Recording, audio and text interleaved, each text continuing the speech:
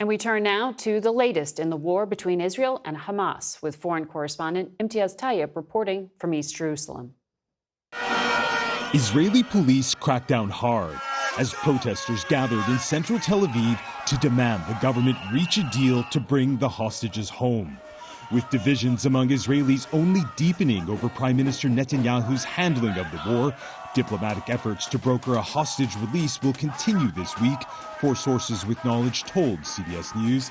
Efforts which can't come soon enough for Ali al-Ziadana, whose brother Yusuf and nephew Hamza were abducted on October 7th. I want to talk to Netanyahu, he says, and tell him there's no victory without first bringing the hostages back.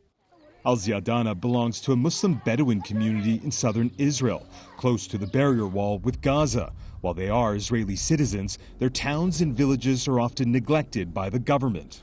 It's so important for you to stop the war as well as release the hostages. Not everybody feels that way in Israel.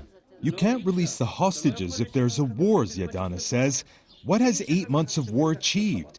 It's a disaster, and disaster brings more disaster.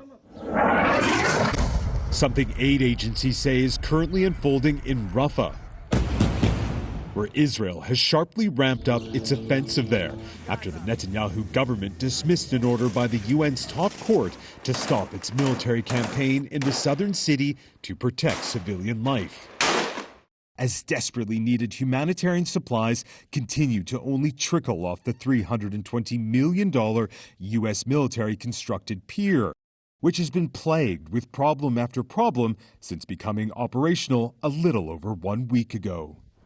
And the latest problem for the pier saw a small U.S. vessel, along with part of the dock, become stuck on Israel's Ashdod shore because of rough seas.